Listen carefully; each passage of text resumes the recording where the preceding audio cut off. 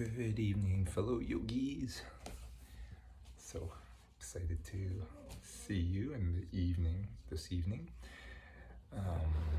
Didn't get to record it before my big meeting, so I will do so now. So why don't we start with our 3 prostrations. Again, giving thanks for the teachings that have come down through all the teachers. Offering our body, speech, and mind. Body, speech, mind.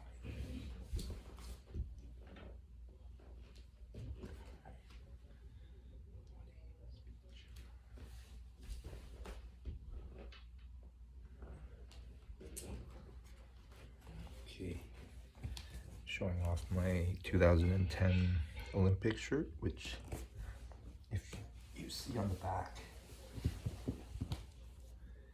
is slowly becoming a pajama shirt. It seemed like a nice idea to have these little hard tags, but over time it rips the fabric. So let's continue with our opening prayers. So remember that first one is to think of reaching enlightenment for the sake of all beings. That reaching nirvana itself isn't a permanent happiness. To reach Buddhahood, the karma needed to get there requires us to want to help others. So again, we'll do this one in English. Here's the great earth, filled with the smell of incense, covered with a bed of flowers, the great mountain, the 4 continents, wearing the jewel of the sun and the moon. In my mind, I make them a paradise of a Buddha and offer it to you.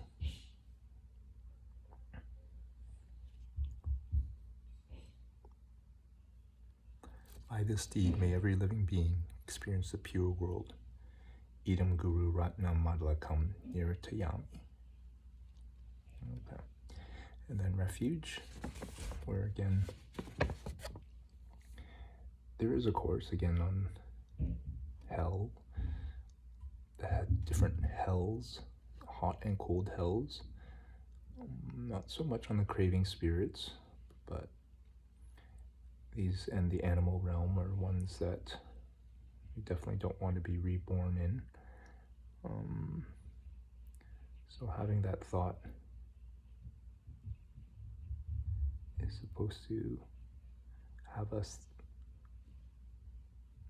realize how the Buddha, the teachings, the Dharma, and those who have reached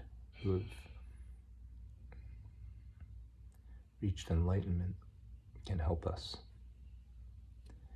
And so we'll do that 3 times. And why don't we do the first time in English and the next 2 times? Oh, shucks. First time in English and the last 2 times in Tibetan. All right? And so it goes. I go for refuge to the Buddha, Dharma, and Sangha until I achieve enlightenment. By the power of the goodness that I do, giving in the rest, may I reach Buddhahood for the sake of every living being.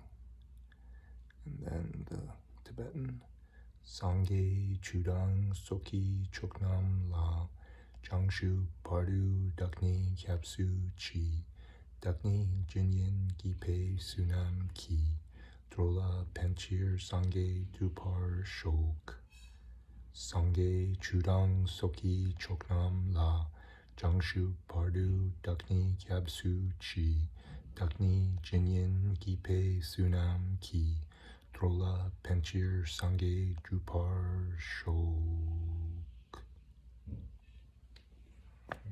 Okay. So just a quick review before we go into a meditation, which will be another little review. But they say I'm going to read this little part. It's from the reading for this class and the next class. And it's just a little paragraph, maybe before I review what we learned last class. And it has been spoken that each and every high spiritual quality of all three ways is a result of meditation. Three ways, they mean the three principal paths of renunciation, bodhicitta, and wisdom. It has been spoken that each and every high quality of all three ways is a result of meditation, either in the form of quietude, shamatha, or some state which is close to it. The benefits of meditation are many, beginning with the fact that once you have attained quietude, then any virtuous practice you undertake becomes extremely powerful. It is an absolute necessity, and so attaining the state of quietude is extremely important for any deep practitioner who really hopes to reach freedom. The state of quietude is extremely important for any deep practitioner who really hopes to reach freedom. Freedom from suffering. I just had the teachers meeting today, and I was encouraging the teachers to practice, because it definitely helps in our teaching of the students, but I was saying that it also helps, most importantly, ourselves, because no matter what your situation,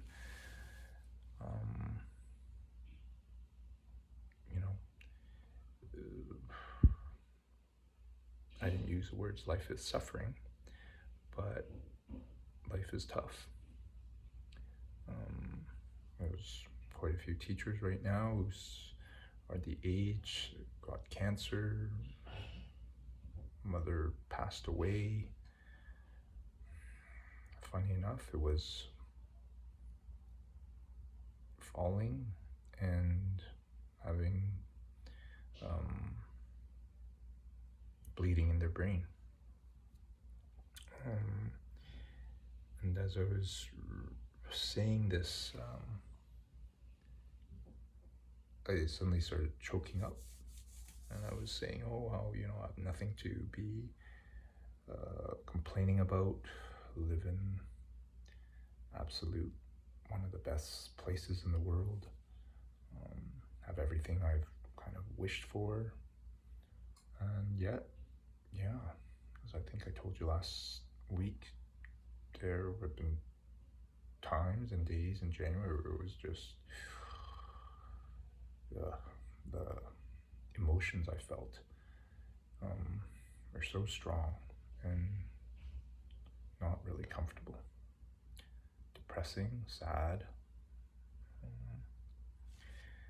and luckily I think this practice of understanding this helped me kind of not spiral down and do nothing but eat sweets and binge watch. Not that I have, but it just was, it felt difficult emotionally anyway this month. So this has definitely been something that has given me refuge, kind of preparing for these classes and doing the readings. And so I wanted to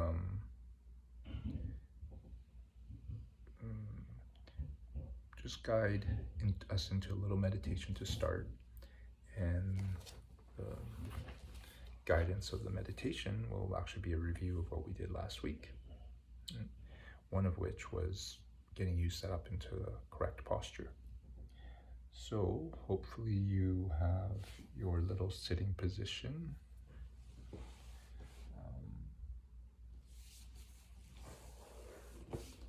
Your altar. I'm going to bring you a little closer. Sorry you see my feet, but hopefully it'll sound a little more clear.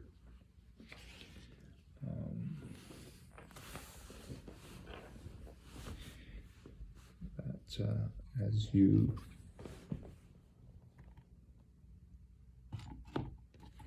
prepare for a little meditation, you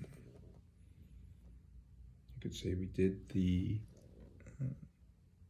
prostrations already.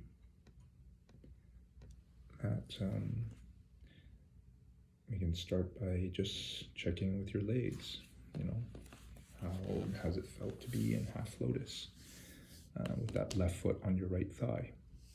Again, if you feel sharp pain in the ankle, sometimes it's in the knee because our hip is a little bit tight, just place it back down. Try the other one. If it's okay, then even do the full lotus. Again, to keep you from falling over, gently tilt your pelvis forward and back so that you have it. Think of a bowl that you don't want it tilting forward, spilling the water, or more commonly, when the hips are tight and the knees go up a bit for some of us, it'll be like the water spilling back. Instead, you want your cup, your bowl of your pelvis, zip up, to be level so that your spine can be nice and tall, that you can rest your right fingers inside your left, have the tips of your thumbs slightly touch.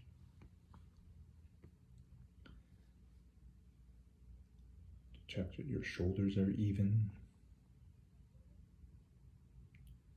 To rest the tip of your tongue where the roof of your mouth meets the top of your teeth. To just look through the middle of your eyes and make sure you'll be looking out towards imaginary horizon, not looking down or looking up.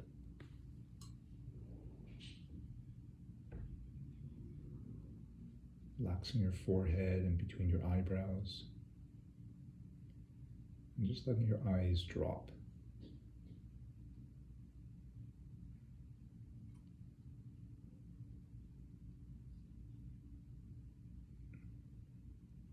Traditionally, they say leave a little gap open, just to let in a bit of light, but to not look down through that gap. And then just to connect to your breath.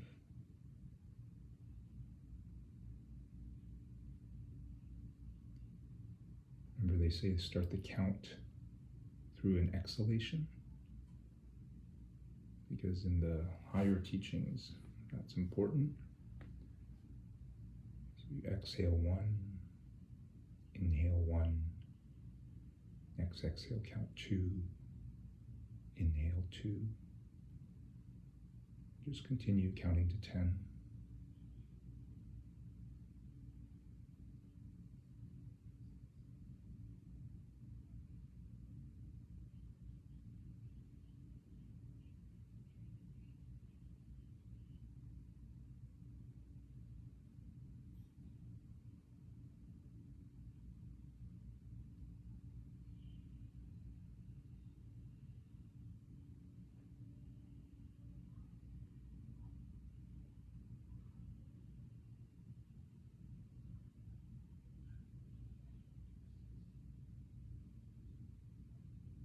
Do another 10.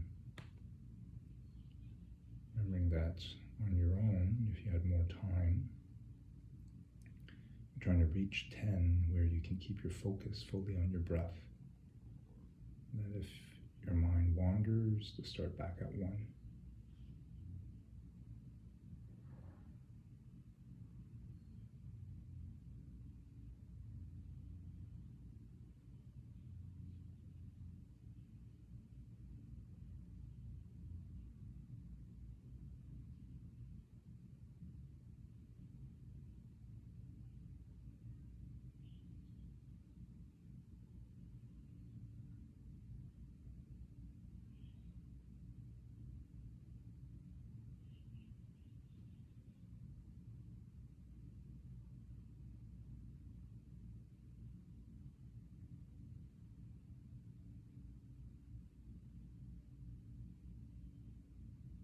just so that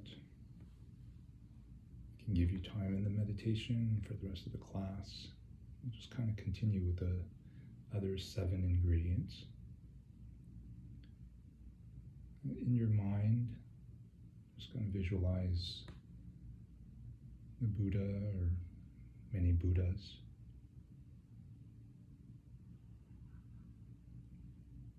To do your 3 prostrations in your mind. Say visualizing many copies of yourself surrounding each of the Buddhas you see. That you're prostrating,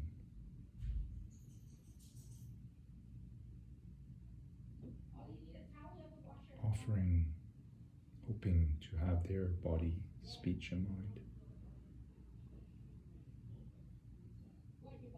Offering your own body, speech, and mind.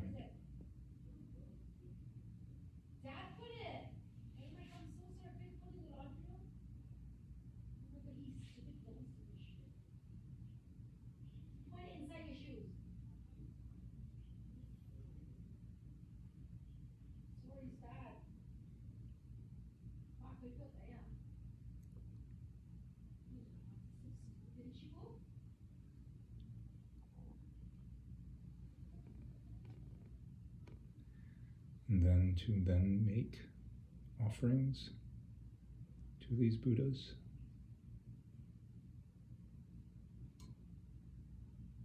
Ones that you fill up in the water bowl, offering them water to wash their feet,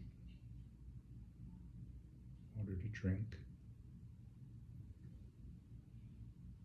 Be your favorite flowers.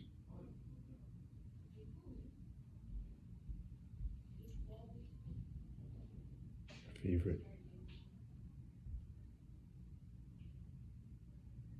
scent of perfume or essential oil.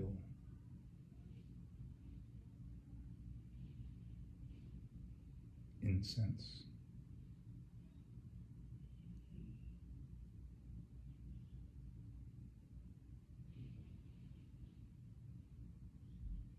Some form of light. You have a favorite source of light. I love candles. Traditionally, it's just like a lamp filled with butter, supposed to give a beautiful light.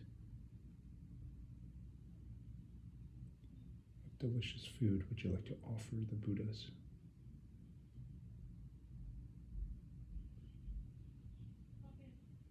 And what music would you like to offer?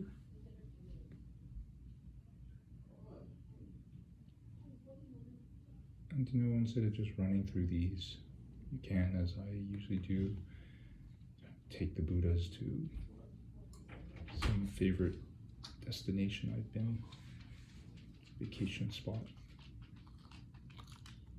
and really make the visualization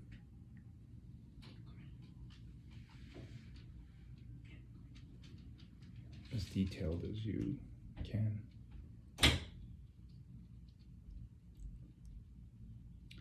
And then to make a confession. Is there anything you've done today, through your actions or your speech, or even your thought, that you wouldn't want directed back at you?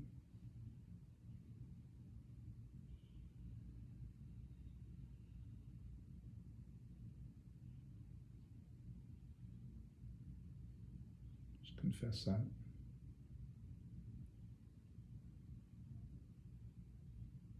So it doesn't affect your meditation, clear it from your conscience.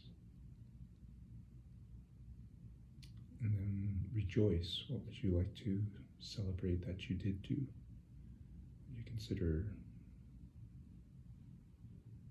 a good karma that you have done to others through your actions, speech, or mind, that you would like to have directed at you.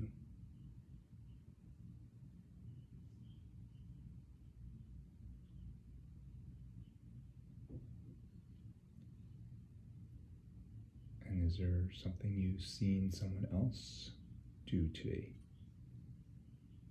that you'd also like to celebrate?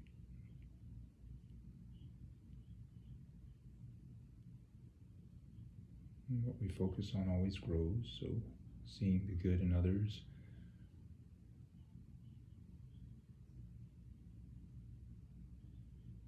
definitely leads you to doing more of the same. And as they say, you get 10% of that karma.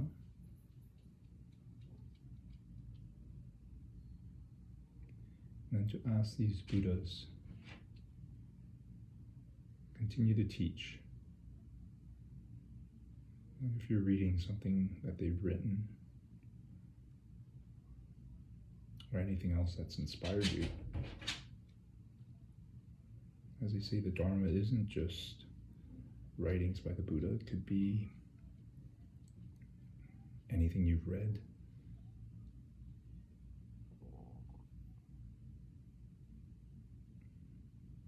For the Buddhas can manifest as writing, can manifest as a person, a physical object, something in nature that's inspired you, that makes you feel in awe.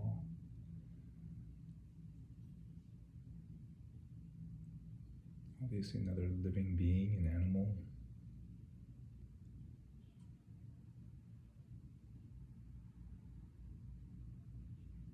You say any scrap of material could be something that a Buddha is manifesting to teach you. So ask them to continue to teach so they can guide you, move you forward on your path.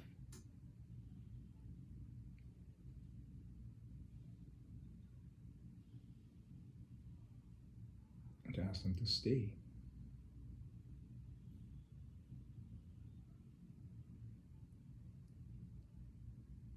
And then finally, the good karma that you're going to receive from doing this practice, this meditation, that you want to put aside some towards your enlightenment.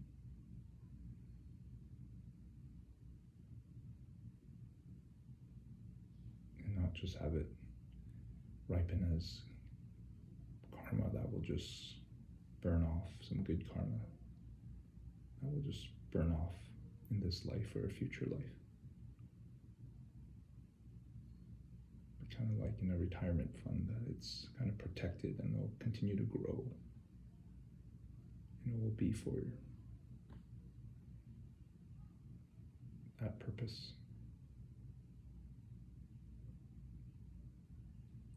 So now that you finish the 7 ingredients, the object I'm going to have you focus on, question to consider,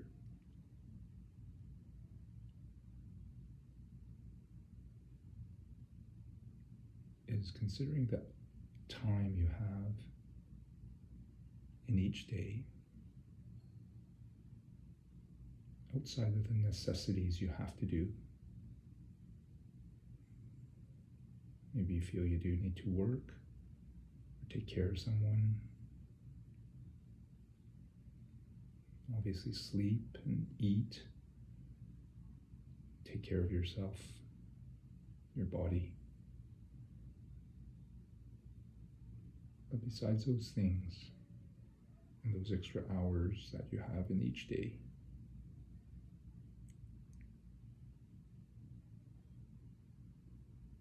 what would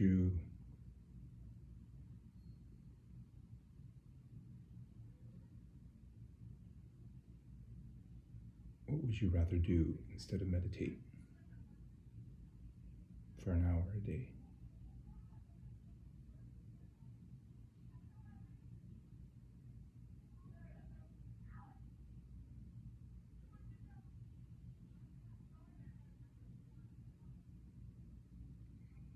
Consider a weekday for yourself where Give yourself 10 hours to cover sleep and your basic hygiene. Maybe some time to do some physical activity. And be generous and offer another 10 for you to do your main work or service if you're taking care of someone, doing volunteer work, your commute there, your meal prep. And even on a really full day, still might have 4 hours, I'm guessing, of your time to choose what you'd like to do.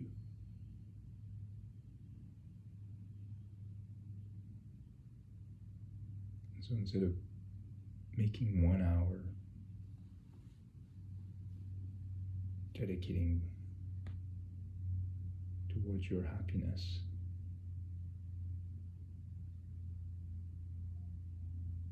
your future happiness, permanent happiness.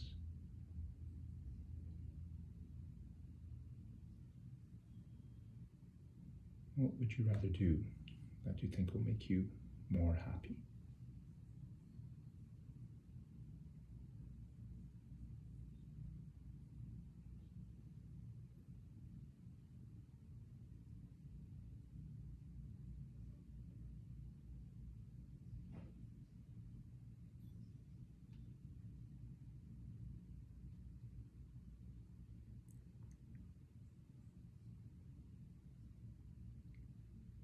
Whatever came up,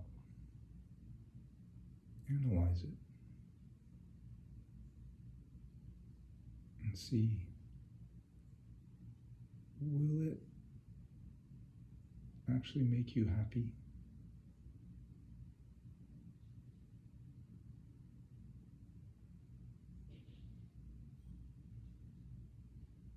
In the long term? Permanently?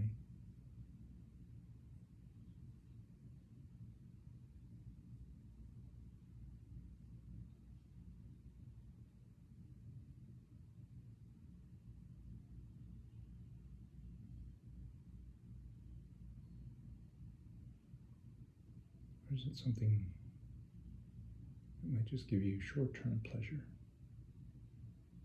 joy?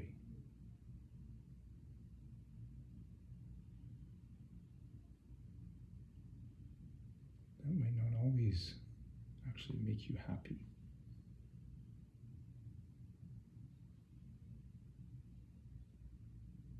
That you've experienced doing or consuming or being with this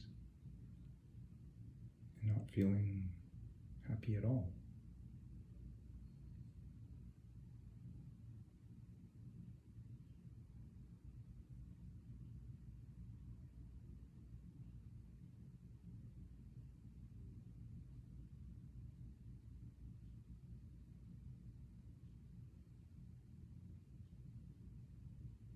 Maybe whatever this is, or whoever it is,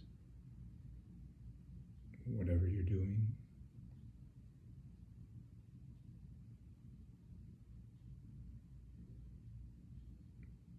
the results vary. They go up and down.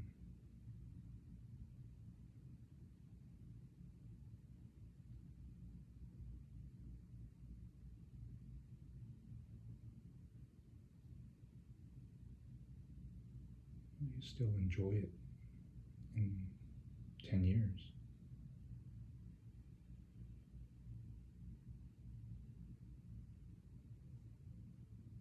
How about in 20?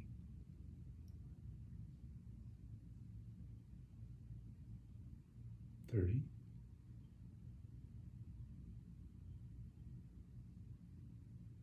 Last 10 years of your life?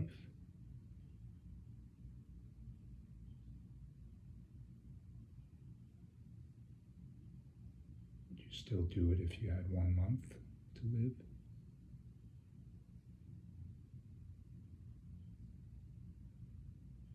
One week?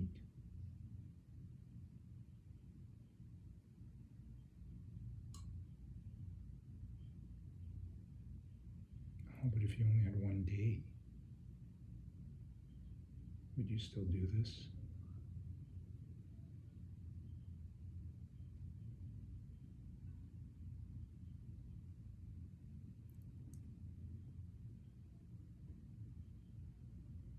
And if all the questions I just asked you had replied yes to, what happens when you actually pass away?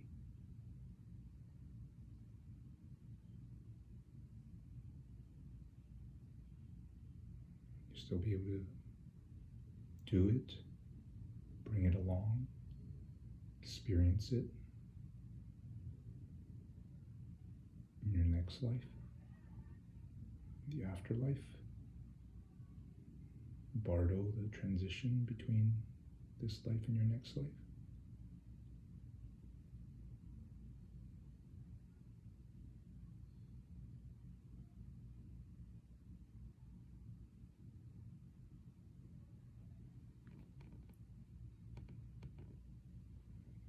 Give you another minute to run through something else that you might do instead of meditate for an hour.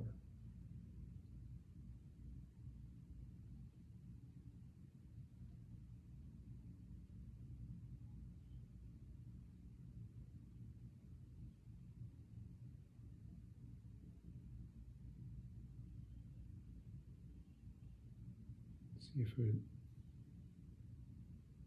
leads you to happiness to the end of your life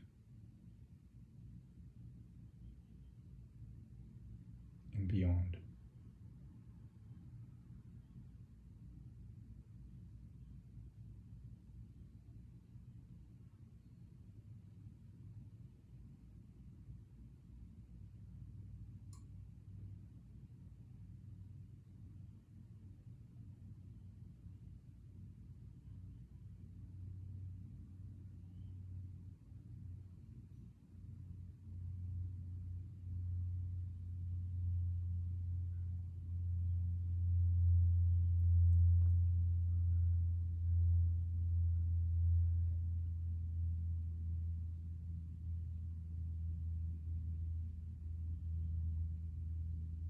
Enjoy 3 more deep breaths.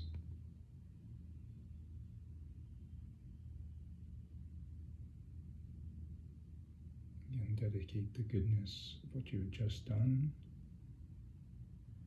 towards your enlightenment.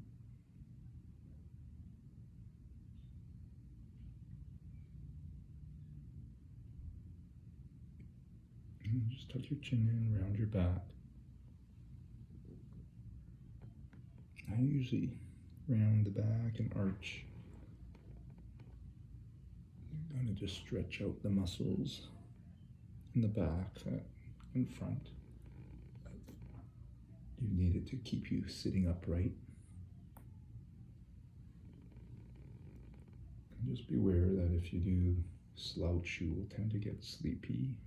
It's harder to breathe, and energy doesn't move upwards. Give your legs a nice shake out. Rub your palms so they're nice and warm.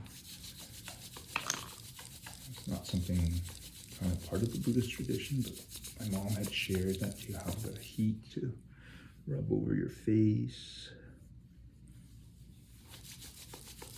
cup over your eyes. Just wake yourself, come back to your body. If you have a nice drink beside you now, nice warm, have a sip and bring it back to your body.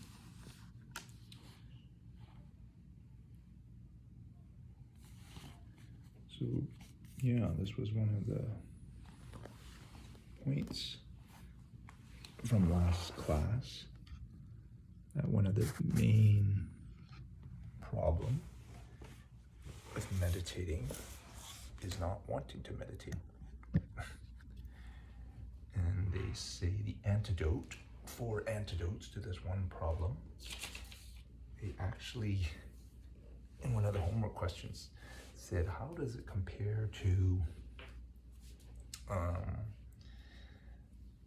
wanting to date someone? It's a funny type of question, but because it's quite odd, I kind of remember it. as the homework question.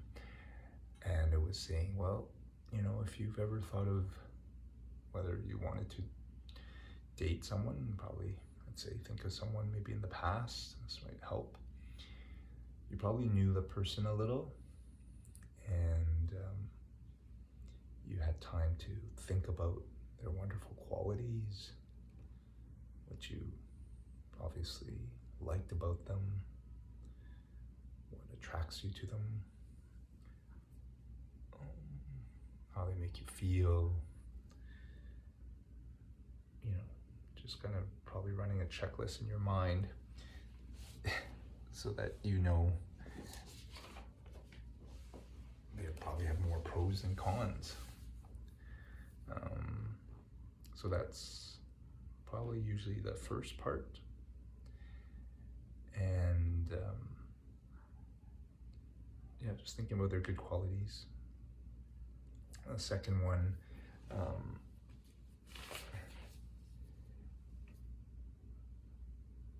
is, you know, after you think about those good qualities, that you realize that, you know what, you want to be with them, you want to be around them. They make you feel amazing, right? And that if you do decide this, then probably the third step would be, you know, actually planning out how you're going to ask them to be your partner, be your girlfriend, boyfriend, be your life partner, right? You have to maybe go through something that's not so easy, work up your nerves, tell your friends, yeah. And then the fourth, hopefully, a happy ending, you will be able to enjoy their company and be able to enjoy those wonderful qualities that you see in them, you know. So they equate those four to the 4 steps, antidotes to how to not want to meditate. That you think about the benefits of meditation, and then by thinking about them, you decide you want, you know, these are the benefits I want. As a paragraph I wrote, I said in the beginning of class, you want freedom. You want, you know, this promise of permanent happiness, bliss, joy. It's not up and down. It's not things are gonna, you don't know what's gonna happen next.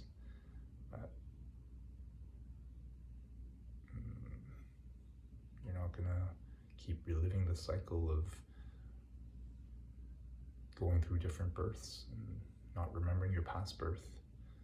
And with every birth, go through those painful cycles of growing and getting old and getting sick and dying, losing everything that you think you have enjoyed.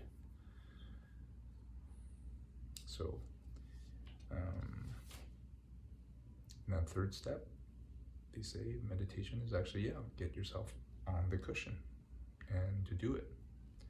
So that if you do that enough, fourth antidote is that it becomes really enjoyable. It comes easily. You look forward to it. And they actually say this fourth part where you really enjoy it, which I know I really enjoy now. It's not a chore to wake up and sit on my cushion. Is the real antidote to not wanting to meditate. That you get to the point where you're good at it. You know, you think about anything you're good at. It's easy to put into your day. So that was the main problem, and you know, call it laziness, but it's really just not wanting to meditate. Those are the 4 antidotes. And then the other major problem that they talk about in today's class is called forgetting the instruction. Forgetting the instruction, which really just means losing the object of focus. Losing the object of focus. When I first started doing some meditation classes, I went to some Zen centers, and there's no one really guiding you. You know, they have some ritual preparation, a little different than this Tibetan Buddhist preparation. And then, you know, when I was doing this group sit, we'd face the wall and be told to just focus on our breath. And that was the object of focus. And yeah, it wasn't easy. Because nobody said, come back to your breath. Especially for someone new, without a little guidance, a little reminder, sometimes your mind can just go off on a full fantasy story, get sleepy, and you know, not feel like you really meditated. You just kind of faded out. So they actually say for this problem of losing the object, they say don't change the object.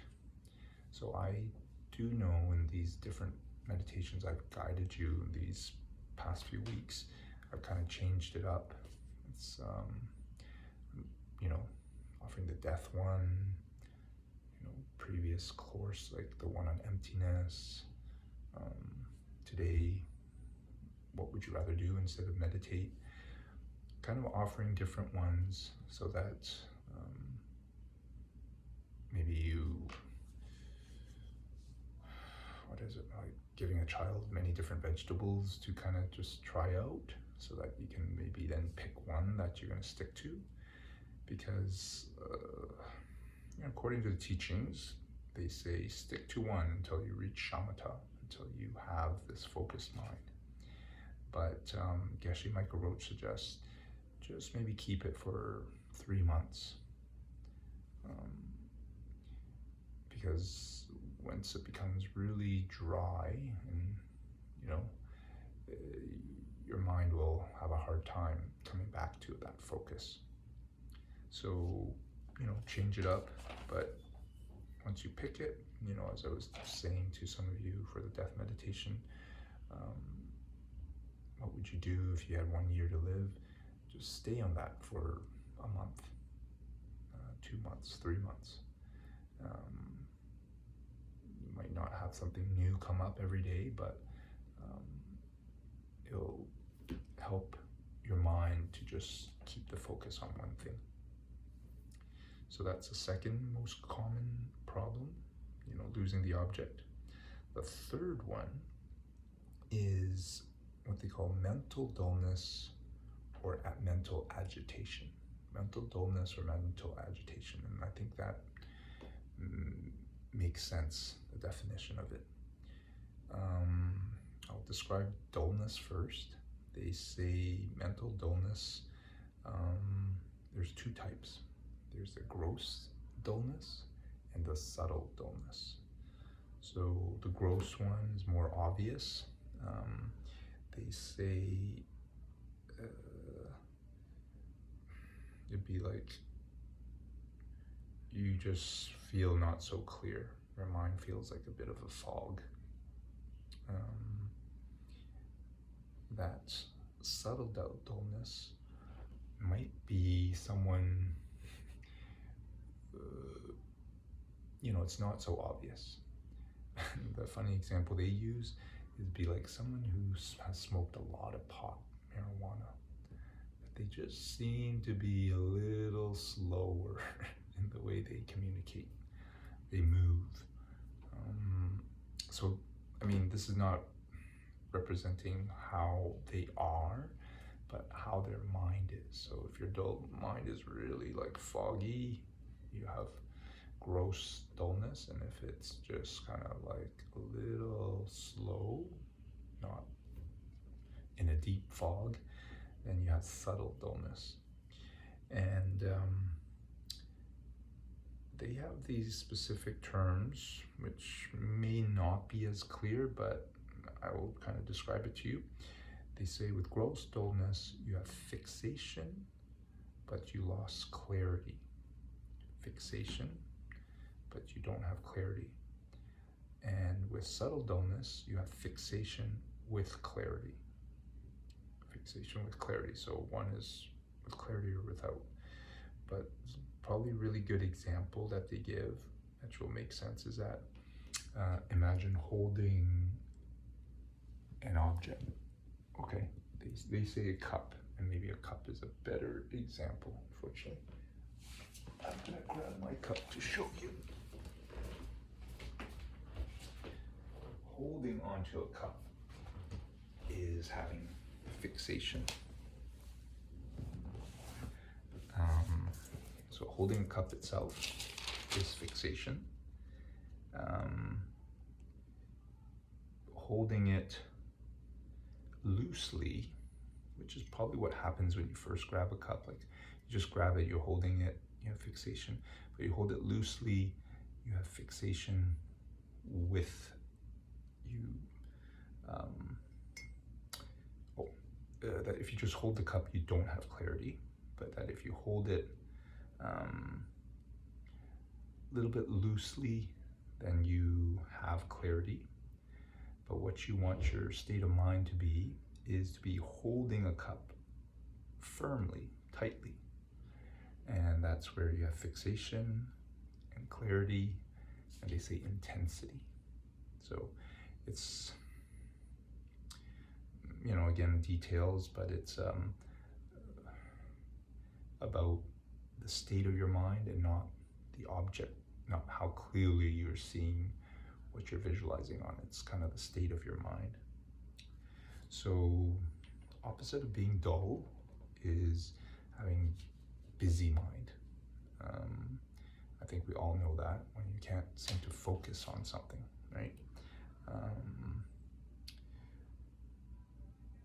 So yeah, when your mind wanders away, they say it can wander off to a virtuous object. You can be thinking of something beautiful, or it could be something bad, bad thought.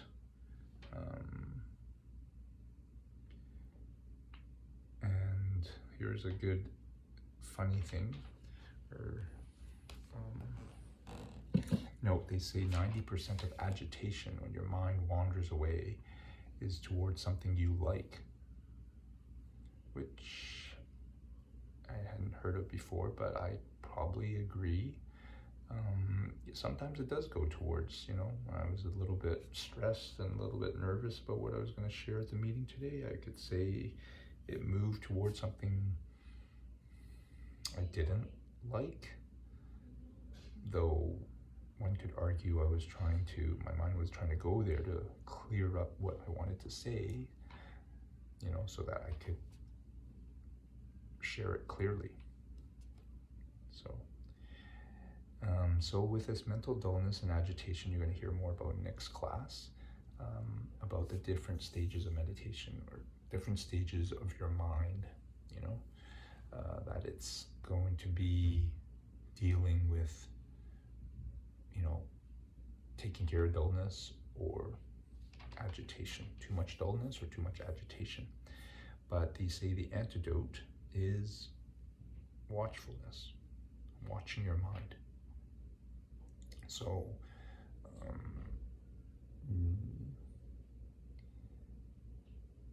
it would be like, I think we all understand, we can be aware of what we are going to say. We can be aware of how we're moving, self-awareness. So this is awareness of where your focus is. That is the antidote to being dull or being agitated in your mind. All right. So yeah, that is all that they wanted to go through today. They're going to go through the last two in next class. What I did want to end up sharing is just kind of reflecting back. Maybe that's not what you heard in the first four and a half classes, but I definitely felt I shared a lot about the obstacles of meditating. And definitely, I would say the challenges of it, I was sharing a lot of my own. And maybe in the scriptures, they don't share it as much. I think basically because different people have different karma. That some people can just be given the instruction, focus on your breath, sit down, and not feel their body aching, itching, uncomfortable, too hot, too cold. Don't find their mind overly busy. Don't feel sleepy. Like, they might not have it, and that can come just because of their karma. They have done a lot of good karma. What they had happen before they meditated. Maybe they've meditated in many lifetimes, right? So, yeah, the ones maybe I've shared aren't ones that you might experience yourself. So please, know that. And so what I did think to balance what I've shared was maybe what I have shared already, but I just kind of felt like I wanted to share as a last little bit, why I meditate an hour a day. And I said it, I think, every class, that it's wanting to reach this direct perception of emptiness so that I can really see how my mind creates my reality. That, the Buddhists say we're living, everything we see, touch, smell, feel is coming from our past karma. When we actually see this and how it works, we'll completely believe it. Whereas right now, we can't say we have. We can do the intellectual proofs that things out there don't exist the way they are because they don't appear that way to everybody. But, we haven't seen like how it really is. We haven't felt it. So this direct perception of emptiness requires us to meditate an hour a day. And, in the meditation, I hope that you were able to think about whoever it was that you want to spend that time with, or whatever you were going to do, or, experience with your five senses of taste, viewing, hearing, smelling, touching. Yeah, those are things that are not, going to always feel that way. And if you have the wonderful karma to always feel joy and happiness when you experience those, eventually, end your life, they won't be going with you. So, this, Buddhism is saying, reaching enlightenment, reaching nirvana even, is a state where you feel in constant bliss. But this is the truth, maybe we won't reach it in this lifetime. And then if you don't, is it still worth doing? Well, my argument, as some of you have heard, is like, do you save money for your retirement? Maybe, you can say you'll die before you actually get to enjoy that. But I'm pretty sure some of you have some extra money, some of you are putting it aside for that future time. not even knowing how long it will be, you know. So what are you doing by meditating for an hour? You are accumulating karma, you know, good karma that is moving you closer and closer to Buddhahood. And maybe it's going to take you more than one lifetime to accrue that. But along the way, luckily, there are positive benefits from doing this too. So that's not just kind of like the destination is the goal, but the journey is enjoyable.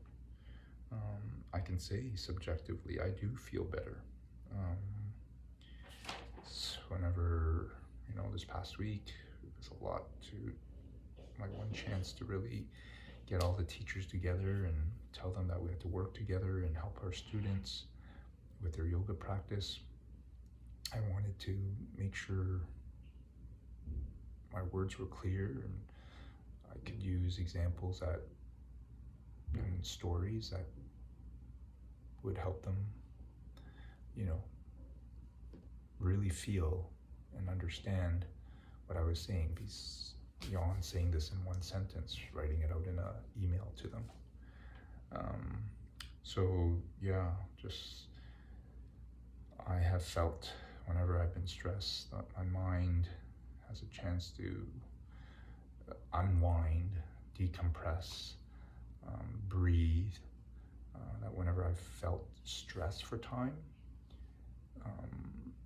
it's probably like how some of you have felt after exercise, that suddenly you feel less stressed.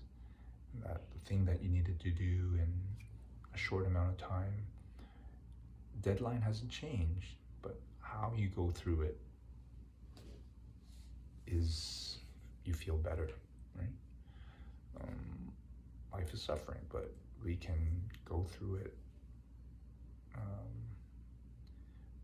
with a joyful, happy perspective, and that's kind of what I really love about it.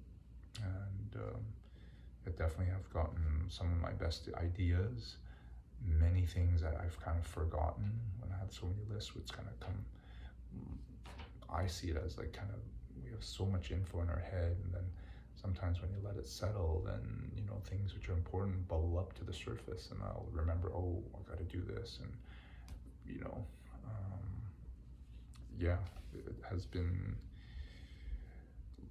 godsend. It's been amazing to have that. I was talking about time, and, some might say, well, you have less studios instead of 4 now, and, 8 managers, you only have one studio. But you talk to my partner, and she's in the same boat as me. We just have one studio, with just one manager, and she probably will tell you that she's experiencing almost just as much stress as when we had 4 and more help. So, yeah. I definitely know I was a better father when I meditated. The boys did ask, like, why are you doing it, Dad? And I'm like, unfortunately, some things you guys do trigger me. I know you're not trying to, but I don't want to react. I want to, be able to communicate to you the way I'd want to be communicated to. So I gotta give myself the best chance to, deal with my triggers. And, it's, I'll use this analogy of a cup. We all have stress. When the cup is full, you add a few drops, it's gonna overflow. When we empty the cup, empty our stress by hopefully something healthy, like meditating, no bad side effects, then when there is stress, you don't feel overwhelmed. You can handle it because you have a bigger container. So yes, it has helped me. It's helped my relationships with my wife, with my business partner. Um, yeah. Um, there's this one little quote also that I'm going to see if I can find and send on the email to you all. And it's where Buddha says, I haven't gained a lot from meditation, but I have lost. And I won't share it all right now, but one of them is this fear of death. And I have to be honest, I didn't really fear it even before learning about Buddhism, but I think even more so now. I feel I know my life's purpose. You know, I told some friends that maybe some are claiming I already have a midlife crisis, but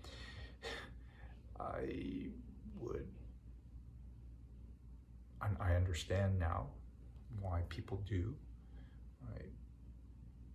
Men in their 50s may feel, kids are grown up, don't have to take care of them, they maybe peaked in their career.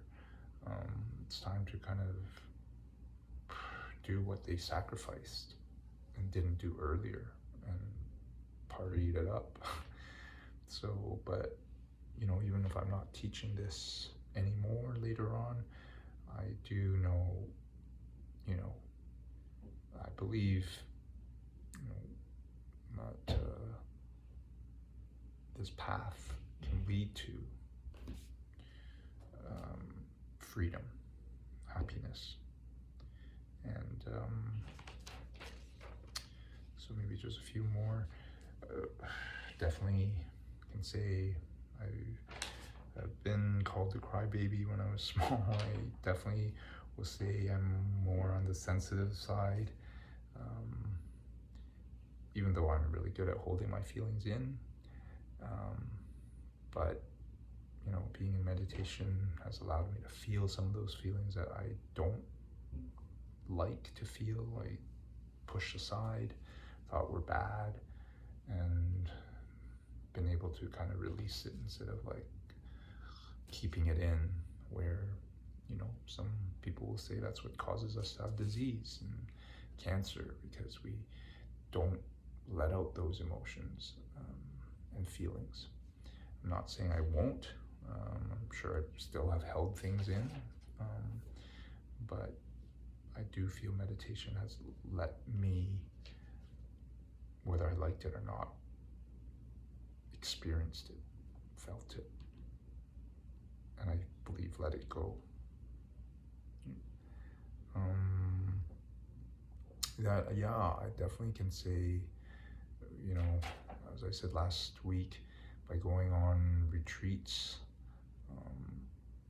and hearing how, even a 2-week retreat, the time between retreats is, I've become more retreat-like, that I'm really happy with less.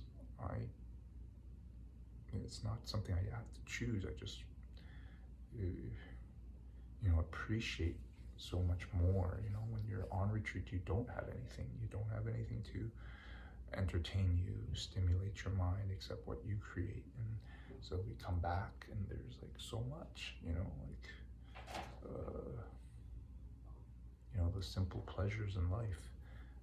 Do a little coloring, do a little drawing, a little reading, things you can't even do, reading you can't do when you're on retreat. I appreciate that much more. And my mind feels sharper, I have to say, even as my body, not like it's really gone downhill, but yeah, when I, after a tough tennis match or something that pushes me, I know my body's not at the same level as when I was 20, but my mind feels better than it was when I was 20. So yeah, I think the last point that I will share and why I might encourage you to consider meditating for an hour a day is that, yeah, even if I don't reach the direct perception of emptiness, I know with each meditation I'm getting closer and closer.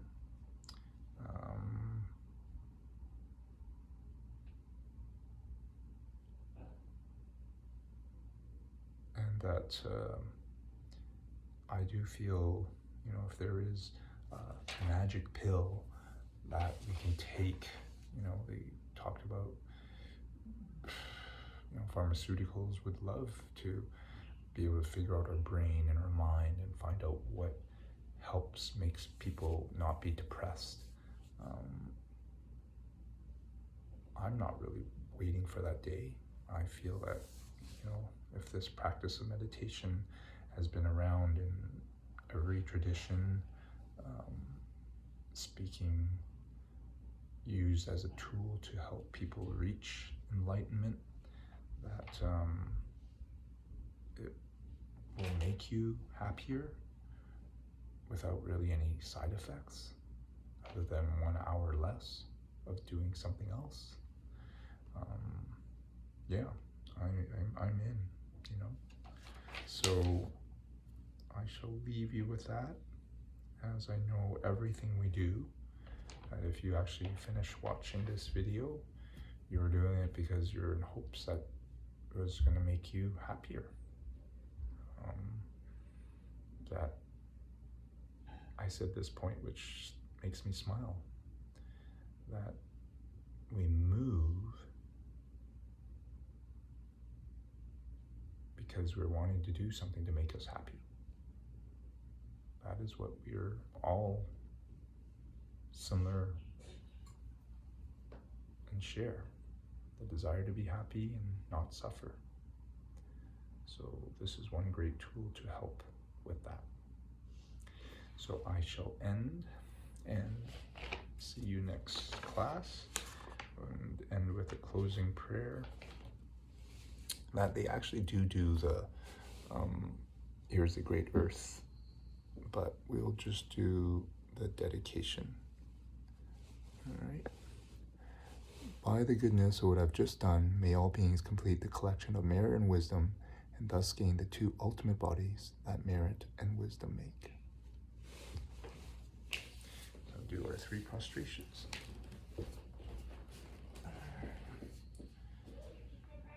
Body, switch them on.